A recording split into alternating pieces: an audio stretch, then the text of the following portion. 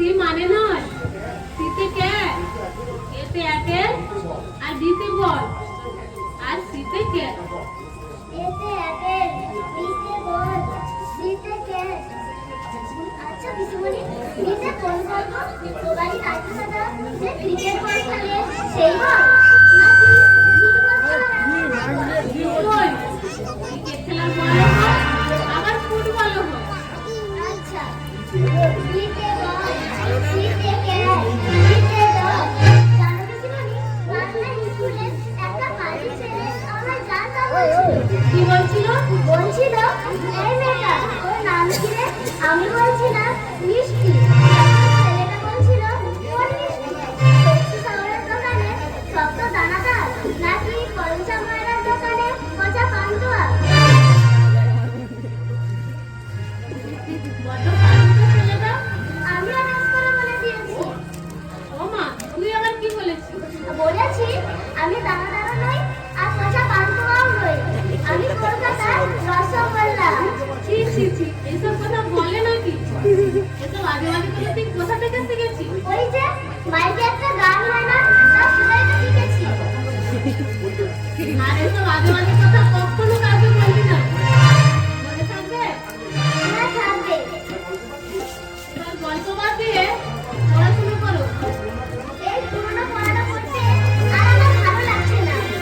এই নতুন পড়াটা পড়িয়ে দাও না পিসিমণি। বেশ, তুই পড়াটা মন দিয়ে শোন। আই মানে আমি, এমআই মাই মানে আমা, এমি মি মানে আমাকে,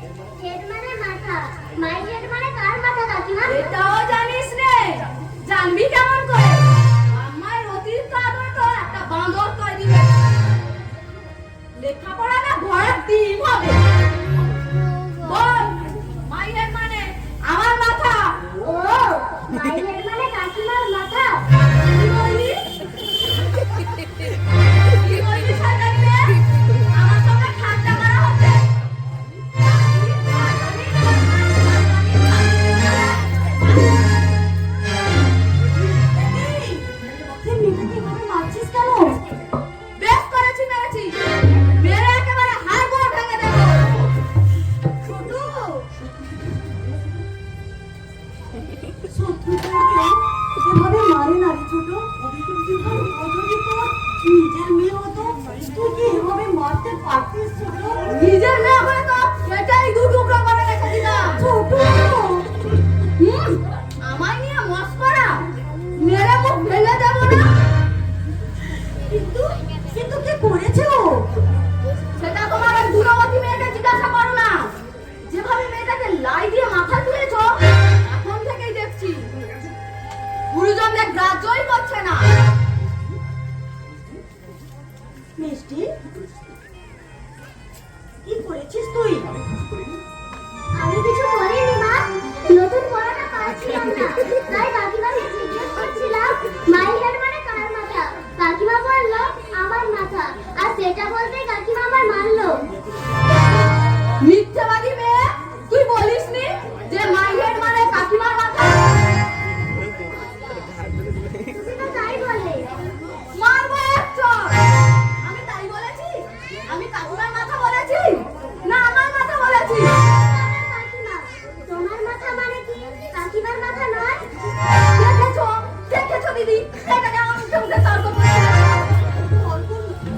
তর্ক নয় রে ছোট, এটা তোর দুজনের ভুল বোঝাবুঝিতে এমন ঘটনা ঘটেছে। তোমার ওই শয়তানি মেয়েটাকে সাবধান করে দিও, যেন আমার মুখে মুখে এভাবে তর্ক না করে।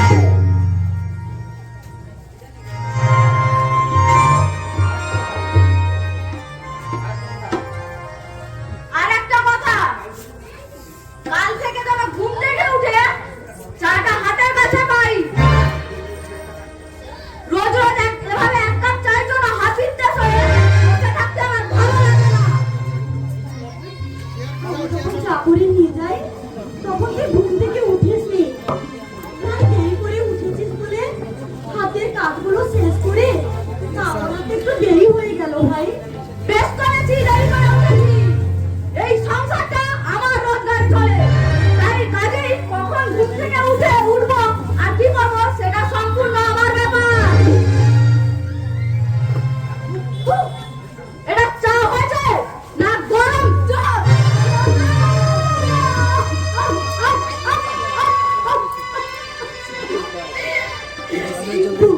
চাটা তুই আমার গায়ে ছুঁড়ে মারলি ছোট। মুখে যে ছুরি দেয়নি সেটা তোমার ভাগ্য ভালো। কি ভেবেছো নাকি আমার রোজগারে খাবে আর আমার রোজগারে খাবে পড়বে আর আমার বেলায় যা যা খাবার? নিচে বুঝ করো, বলতে পাশের ঘরে তোর ভাসুর ঠাকুর রয়েছে, শুনতে পেলে ভীষণ দুঃখ পাবে। পাই পাবে, তাতে আমার কি? ভাসুর ঠাকুর যার একটা কুকুরের যোগ্যতা নেই, সে আবার ঠাকুর? ছোট, এই কথা তুই পারলি ছোট? কেন পারবে না? তার লজ্জা করে না? নিজের এত বড় সংসারটা আমার ঘাড়ে চাপিয়ে নিশ্চিন্তে থাকতে। হ্যাঁ করে, তার ভীষণ লজ্জা করে। আর সেই জন্যই তো সে ঘর থেকে বেরোতে চায় না। কিন্তু এমনও তো একটা দিন গেছে যেদিন এই সংসারের জন্য দু হাত ভরে রোজগার করে এই সংসারে খরচ করেছে। আর তোর স্বামীকে মানুষ করতে গিয়ে তার শেষ সঞ্চয়টুকু এই সংসারের জন্য বিলিয়ে দিয়েছে।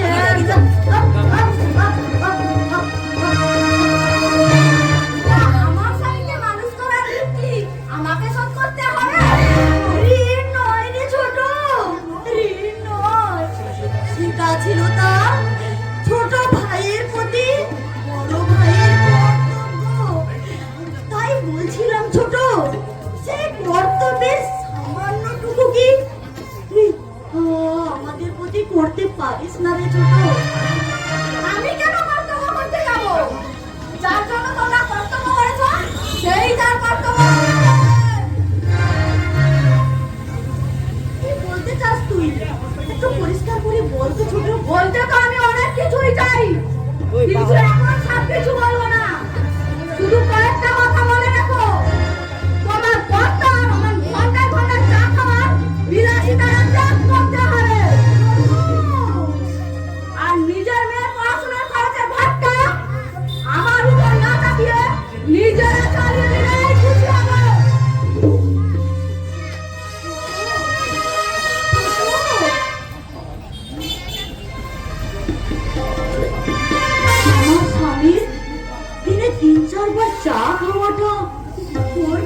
বিলাসিতা বলে মনে হলো।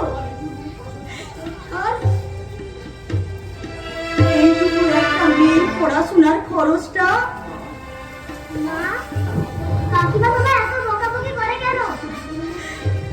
সে তুই বুঝবি না রে মা, সে তুই বুঝবি না। নে বই টইগুলো গুছিয়ে নে। আর পড়বো না? না, আজ আর তোকে পড়তে হবে না। আজ আমার 1 টাকা দাও না মা, স্কুলে গিয়ে বাবুর কাজ কিনে খাবো। আজ স্কুলে যেতে হবে না। তাহলে বলবো দোকান থেকে কিনে আনি। 1 টাকা দাও না মা।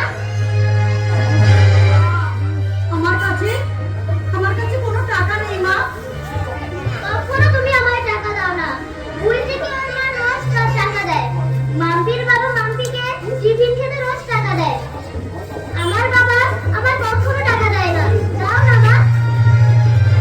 কখনো চাইবো না। বলছি না আমার কাছে কোনো টাকা নেই। তোর কথা তোর কানে লাগে না।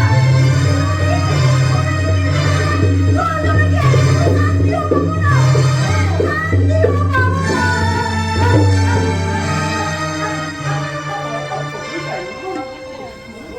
আর কখনো চাইবো না মা। আর কখনো চাইবো না। তুমি দুর্গা চাইছো। আর কখনো চাইবো না। আর কখনো না।